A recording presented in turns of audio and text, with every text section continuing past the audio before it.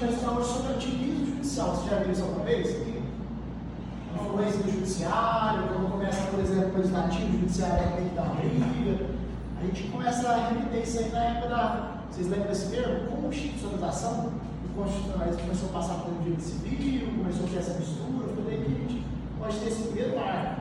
O que vai ser o ativismo judicial? A gente vai estar aqui hoje fazendo aquele tipo de metodologia que é mais o aluno participando, vocês aprendem muito mais quando vocês participam, quando fico só um professor aqui no Gogó, que tem visto bem mais resultados assim com os anos. É isso aí, Fábio. O ponto depende de vocês, né? Mas vamos lá. O ativismo, a gente vai dar alguns exemplos aqui.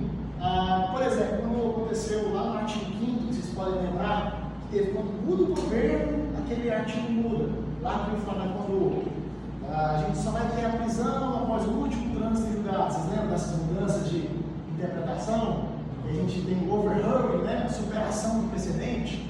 E a gente leva um pouquinho lá para a mutação constitucional. O artigo 5º já foi o que diz respeito ao inciso referente ao princípio da não culpabilidade, ele já mudou pelo menos umas 5 vezes. Foi o meu artigo referente a. Quando eu estava fazendo uma monografia, e vocês já estão no 10º, né, eu diria para vocês fazerem uma monografia e não um artigo, porque vai abrir portas para vocês. Por exemplo, lá na frente, eu consegui fazer a publicação numa revista. Não sei se vocês receberam essa orientação, mas vocês fazerem uma monografia mais condensada, lá na frente vocês vão poder levar numa revista para eles poderem fazer a publicação e vai já no currículo de vocês. Vai ajudar no concurso, vai ajudar na docência, quem quiser, ajudar a entrar em mais cargos, quando for cargos de comissão também, ajuda vocês. Então vai refletir isso aqui, às vezes dá tempo, né? Em algumas semanas aí até vocês apresentarem. Então, isso é um dos exemplos, né? Às vezes pode acontecer essa influência do judiciário, que seria exatamente uma influência, indo ali, uma mudança de interpretação contrária àquilo que está na lei, o judiciário às vezes interferindo em outro poder, a gente sabe que é a separação dos 3 poderes, e às vezes acontece isso, seria uma situação onde o judiciário acaba intervindo de forma ultrapassando os seus limites ali. Outro exemplo que eu vou citar já agora no começo da aula, como quando teve aquela questão, aqui mesmo, referente às vaquejadas. A gente teve a decisão do Supremo, né, falando que seriam os maus tratos com os animais. Aí o que a gente teve de outro lado, lá no Legislativo?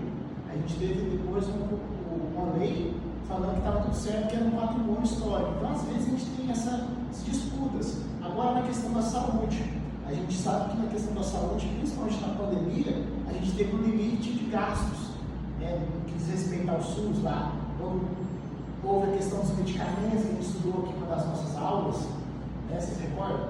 Lá no controle de gasto, vai entrar dentro do tema da LDO, do PPA, do plano plurianual. Então, a gente teve uma questão de gasto que a gente viu a partir de 2016, né, quando teve uma mudança política também. Então, o que aconteceu?